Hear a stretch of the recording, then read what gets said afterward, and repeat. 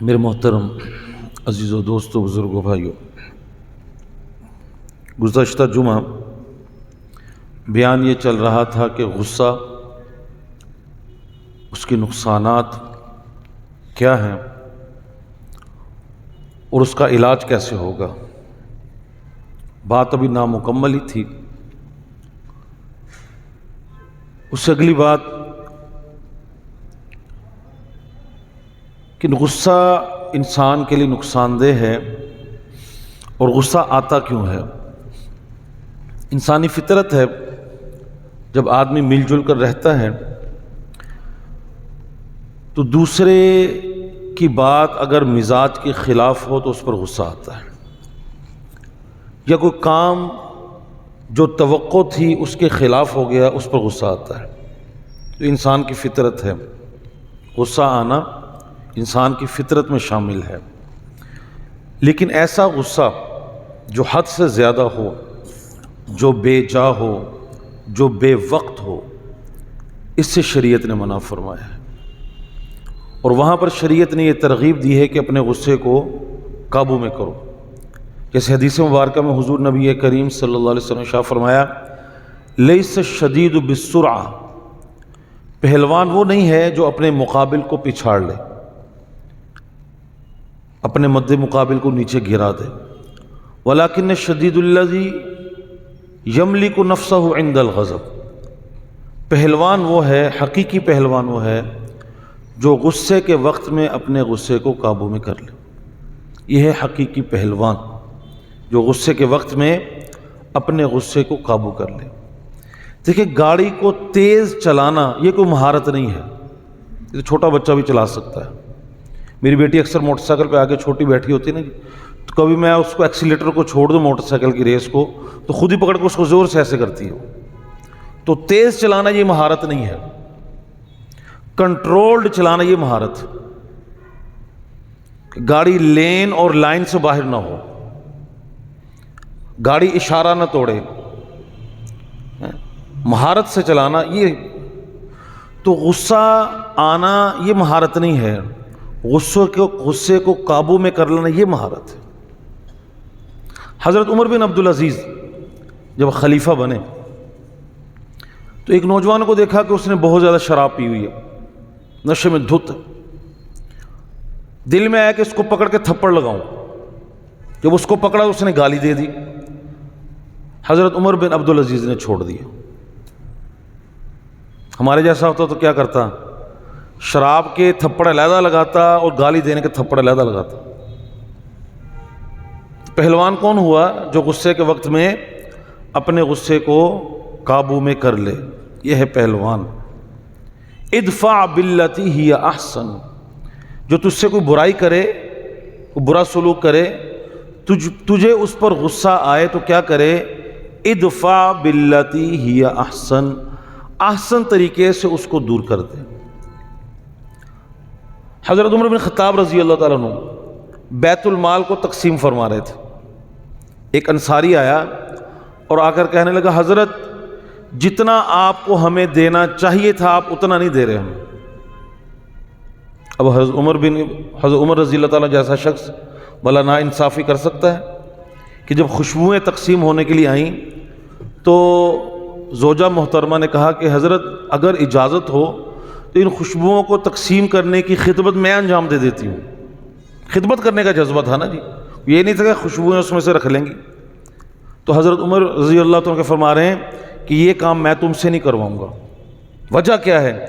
جو خوشبو تمہارے ہاتھوں پر لگے گی اتنی خوشبو میرے حصے میں زیادہ آ جائے گی۔ عمر اس بات کو برداشت نہیں کر سکتا۔ تو اس انصاری نے کہا کہ حضرت جتنا آپ کو ہمیں دینا چاہیے تھا آپ ہمیں اتنا نہیں دے رہے۔ تو ایک صحابی ساتھ کھڑے تھے، انہوں نے حضرت عمر رضی اللہ تعالیٰ سے فرمایا، اعرض عن الجاہلین، جاہلوں سے کیا کریں؟ اعراض کریں، ان کی باتوں کی طرف توجہ نہ کریں۔ تو غصے کے وقت میں غصے کو قابو کرنا، عمومی طور پر ہم غصہ اس وجہ سے بھی نکال رہے ہوتے ہیں، اگر غصہ نہ نکالا تو خاندان میں ناک کٹ جائے گی۔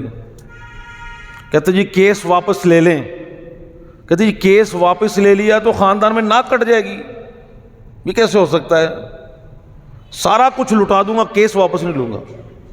ایسے ایسے ہماری عدالتوں میں کیس بھی آئے ہیں، جائیداد تقسیم ہوئی بچوں میں، ایک درخت پر جھگڑا شروع ہوا، ساری جائیداد اس درخت پر لگ گئی، وکیلوں اور ججوں کی فیسیں دے دے کے ساری جائیداد ختم، درخت وہیں کا وہیں۔ آخر میں فیصلہ کیا ہوا؟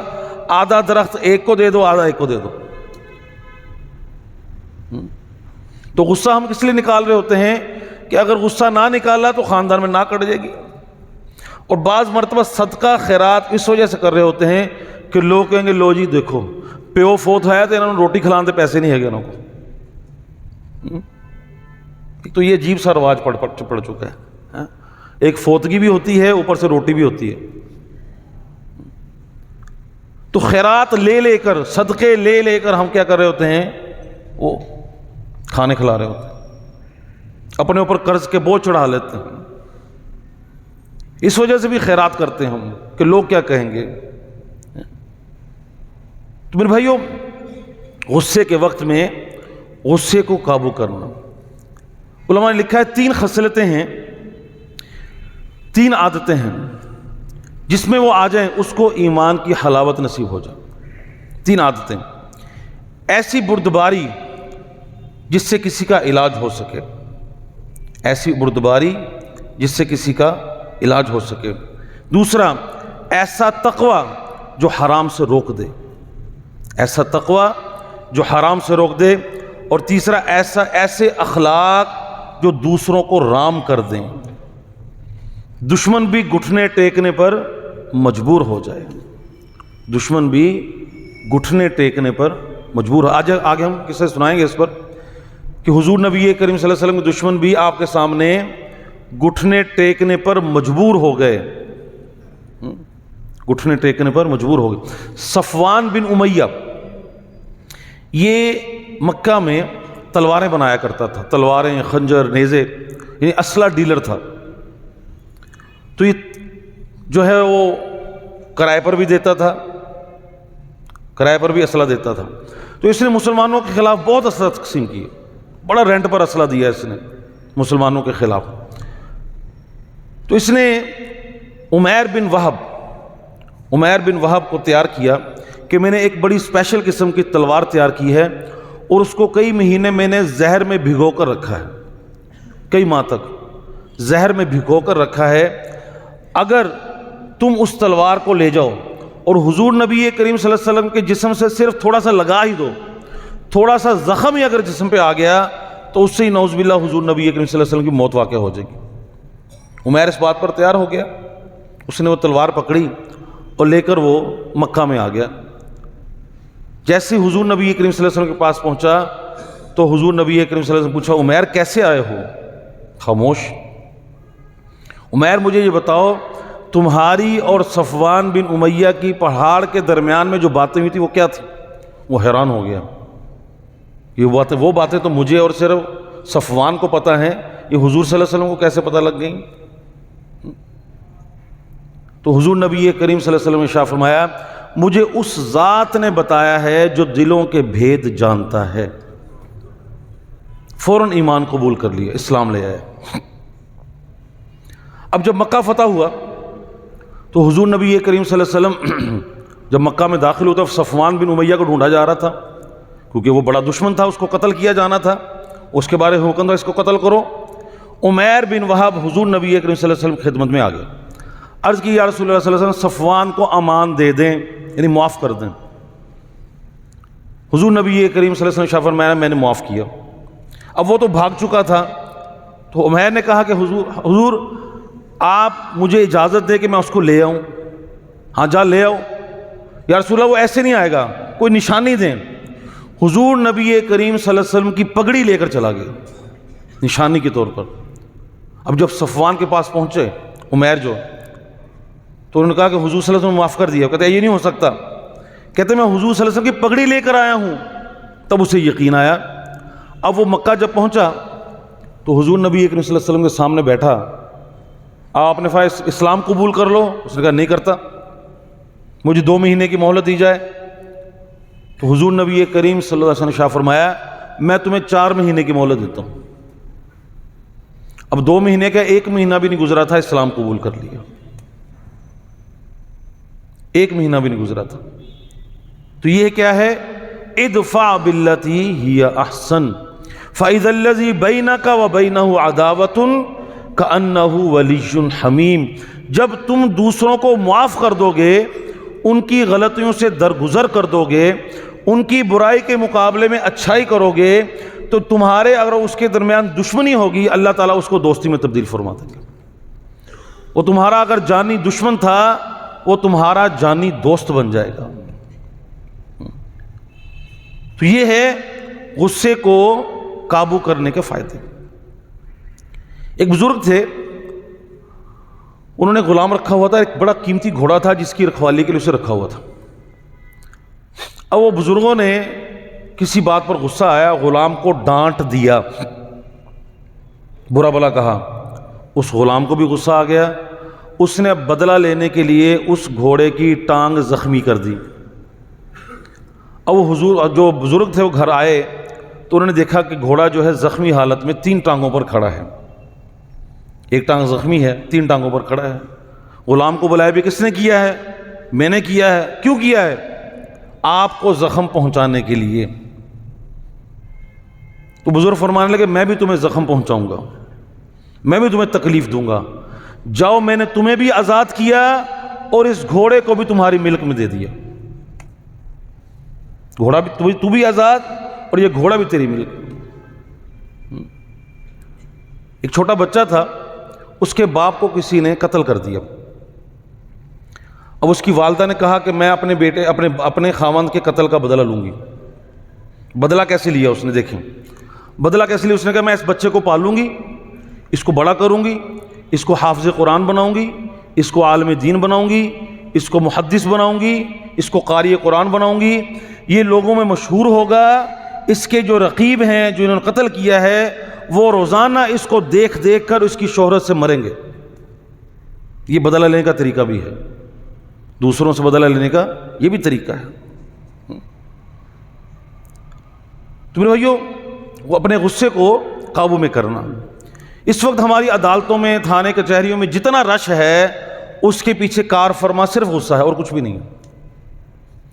آج ہمارے اندر معاف کرنا آ جائے، درگزر کرنا آ جائے، یہ سارے تھانے کچہریاں بے آباد ہو جائیں، سب بے آباد ہو جائے. وجہ کیا ہے؟ غصہ ہے. غصہ قابو میں نہیں آتا، غصہ قابو میں نہیں آتا.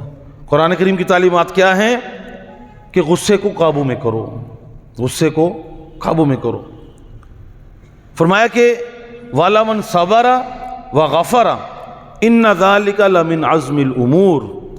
جو شخص اپنے غصے پر صبر کرے، ان غصے کو قابو میں کر لے، مزاج کے خلاف کام ہوا اس پر صبر کر لیا، بچے نے بدتمیزی کی اس پر صبر کر لیا، بیوی نے کوئی غلط کام کیا اس پر صبر کر لیا اور اس کو معاف کر دیا. صبر کیا اور معاف کر دیا. والا من صبر وغفر ان ذلک لمن عزم الامور. یہ تو بڑے عظمت والے کام ہیں، بڑے بہترین کام ہیں، صبر کرنا اور معاف کرنا. عیسیٰ علیہ السلام ایک جگہ سے گزر رہے تو ایک شخص ان کو برا بھلا کہنا شروع ہو گیا. وہ حضرت کو برا بھلا کہہ رہا ہے، حضرت عیسیٰ علیہ السلام اس کی اچھائیاں بیان کر رہے ہیں، اس کو معاف کیے جا رہے ہیں. پھر فرمایا کل اناء یترشح فی فیہ. ہر برتن میں سے وہی نکلتا ہے جو اس میں سے ہوتا ہے. ایک آدمی اگر گالیاں دیتا ہے تو اس کے برتن میں ہے ہی گالیاں. ایک آدمی اگر غصہ کرتا ہے تو اس کے برتن میں ہے ہی غصہ. تو برتن میں سے وہی نکلتا ہے جو اس برتن میں ہوتا ہے. ہر برتن میں سے وہی چیز نکلتی ہے جو اس برتن میں ہوتا ہے. حضرت ابراہیم علیہ السلام کی صفات قرآن کریم میں اللہ تعالیٰ نے بیان فرمائی، اِنَّ ابراہیم لحلیم اواہ منیب. ابراہیم علیہ السلام بردبار تھے. حلیم اسے کہتے ہیں جو دوسرے کے معافی مانگنے سے پہلے معاف کر دے. حلیم اسے کہتے ہیں، جیسے میں نے پچھلے جمعے بھی آپ کو قصہ بیان فرمایا، عرض کیا کہ حلیم اسے کہتے ہیں جو دوسرے کی غلطی معافی مانگنے سے پہلے معاف کر دیں. کہ وہ ہمیانی چھین کر بھاگا، جب بزرگوں کے پاس حضرت اس کو معاف کر دیں، کہنے لگے میں نے تو پہلے ہی معاف کر دیا، اس کو میں نے تو پہلے ہی معاف کر دیا تھا. تو حلیم کسے کہتے ہیں؟ جو دوسرے کے معافی مانگنے سے پہلے ہی معاف کر دے. ایک حکیم کا قصہ سنا کہ لوگوں کو دوائیاں دیتا تھا. ایک بوڑھی عورت آئی اور ابھی انتظار میں بیٹھی تھی کہ اس کی آواز کے ساتھ ہوا خارج ہو گئی. آواز کے ساتھ بڑی شرمندگی کی بات ہوتی محفل میں، مجلس میں. پٹھانوں میں تو یہ بات بڑی عیب دار ہے کہ اگر ہوا خارج. ہمارے قاری ارشد صاحب یہاں تشریف لایا کرتے تھے مانسیرہ سے، فوت ہو گئے بیچارے، اللہ تعالیٰ غریق رحمت کرے. ایک انہوں نے لطیفہ سنایا ایسے، کہتے ایسے کسی پٹھان کی ہوا، پٹھانوں میں اگر ایسے ہو جائے نا معاملہ، ہوا خارج ہو جائے، وہ تو پھر تو الامان الحفیظ. ویسے ہوا خارج ہوگی بیچارہ، وہ تو شرم کے مارے بھاگ گیا، شرم کے مارے گھر ہی نہیں آیا. کئی سالوں بعد گھر آیا، دروازہ جیسے کھٹکھٹانے لگا نا تو اندر سے اس کی بیوی اپنے بچے سے کہہ رہی تھی، او ہوا خارج کرنے والے کے بیٹے، پھر دوبارہ بھاگ گئے. بہرحال اس عورت بیچاری کی ہوا خارج ہوگی. انسانی فطرت ہے، کئی دفعہ انسان قابو نہیں کر سکتا اس پر. تو جب وہ حکیم صاحب، اب اس کو شرمندگی حکیم صاحب نے سن لیا ہے، حکیم صاحب کے پاس گئی، جا کے اپنا مسئلہ بیان کرنے لگے. تو حکیم صاحب کہنے لگے اونچی بولو، مجھے آواز نہیں آتی،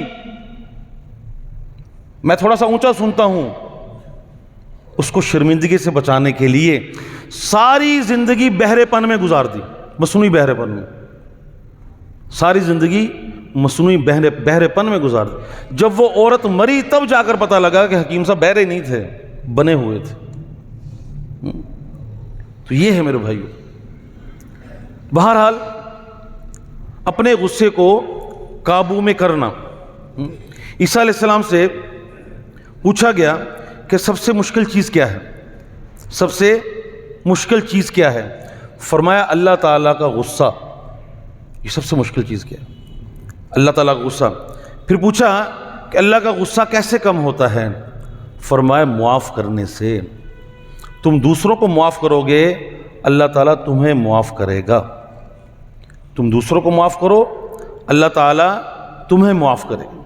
تو غصے کا علاج یہ ہے کہ دوسروں کو درگزر کرنا سیکھ لیں، اور درگزر کرنے کے واقعات کو پڑھا کریں. حضور نبی کریم صلی اللہ علیہ وسلم نے جو درگزر کرنے کے واقعات بیان کیے ہیں، یہ جو حضور نبی کریم نے درگزر کیا ہے ان واقعات کو پڑھا جائے. کیونکہ غصے کے نقصانات بہت زیادہ ہیں. غصے کا سب سے بڑا نقصان یہ ہے کہ آدمی کے دماغ کی نس کے پھٹنے کا خطرہ ہوتا ہے، برین ہیمریج ہونے کا خطرہ ہوتا ہے. غصے کا ایک نقصان ڈاکٹروں نے یہ لکھا ہے، اس سے ہائی بلڈ پریشر ہو جاتا ہے آدمی کو. غصے کا ایک نقصان یہ بھی لکھا ہے کہ اس سے ہارٹ اٹیک کے چانس آدمی کے بڑھ جاتے ہیں. یہ غصے کے نقصانات ہیں. آدمی جو ہے وہ آپے سے باہر ہو جاتا ہے. کسی نے لطیفہ سنایا کہ واچ اور وائف میں کیا فرق ہے؟ واچ گھڑی اور وائف میں کیا فرق ہے؟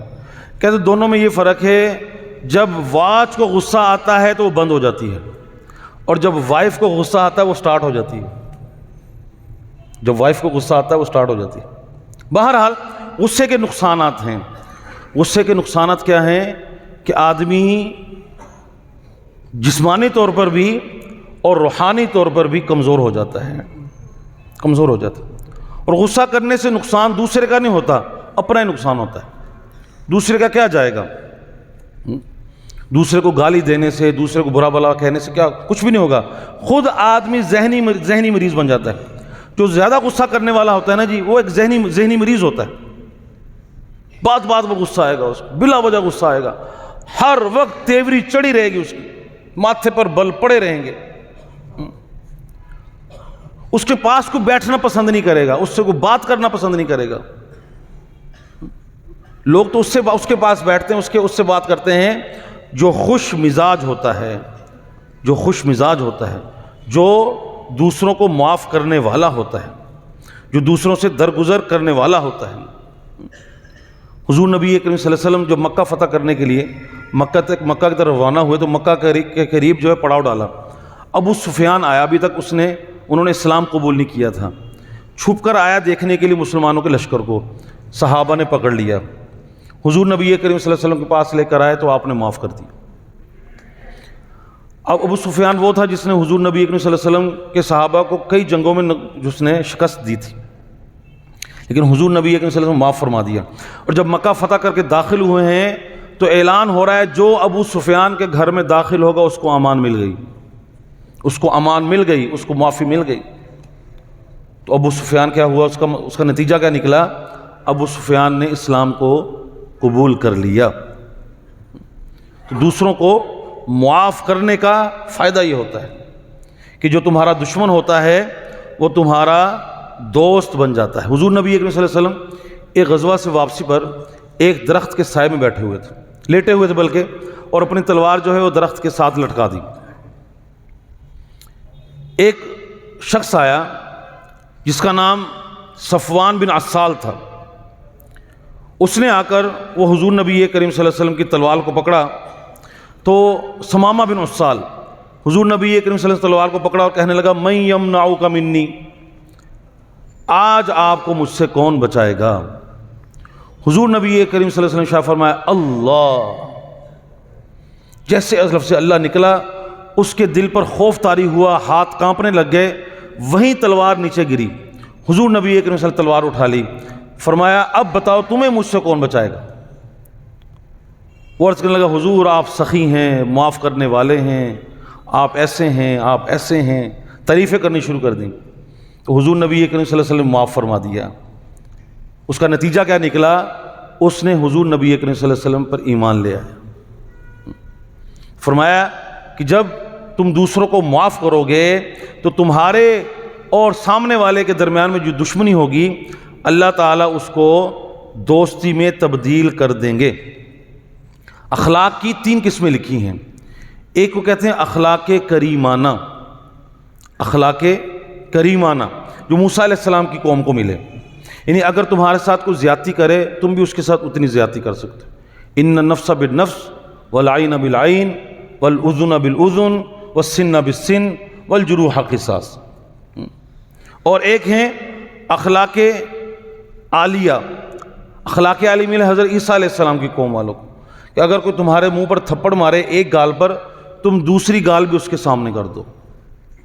اور ایک اخلاق عظیمہ، وہ حضرت محمد صلی اللہ علیہ وسلم کی امت کو ملے کہ جو تمہارے ساتھ برائی کرے تم اس کے ساتھ اچھائی کرو، جو تمہارے ساتھ ظلم کرے تم اس کو معاف کر دو، جو تمہارے ساتھ برا سلوک کرے تم اس کے ساتھ اچھا سلوک کرو۔ تو میرے بھائیو، آدمی کو اپنا زخم، اپنا غم، اپنا درد بھول جاتا ہے، اولاد کا غم اور دکھ نہیں بھولتا۔ یہ ایسا دکھ ہے، جسم کا ٹکڑا ہوتا ہے نا جی، اس کا دکھ نہیں بھولتا۔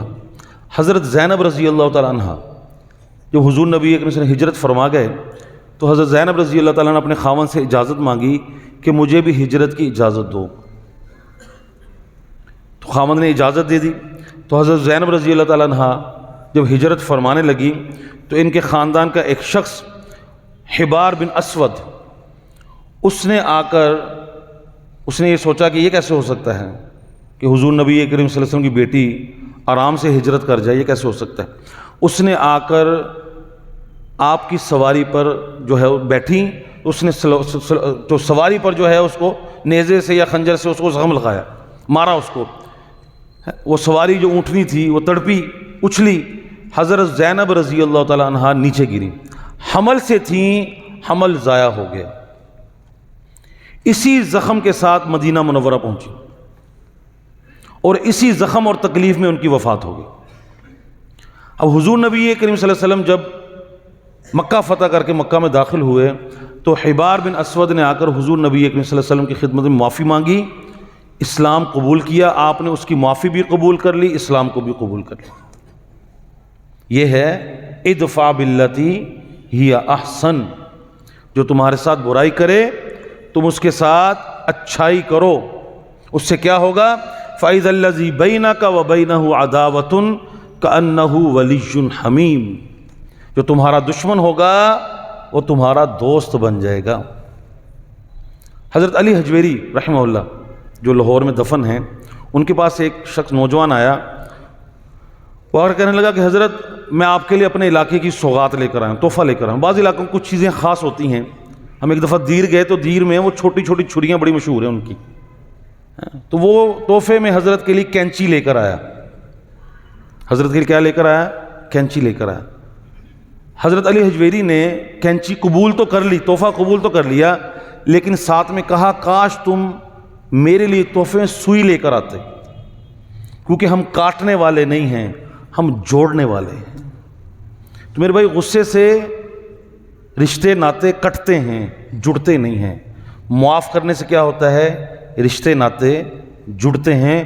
تو آدمی کو جوڑنے والا ہونا چاہیے، توڑنے والا نہیں ہونا چاہیے۔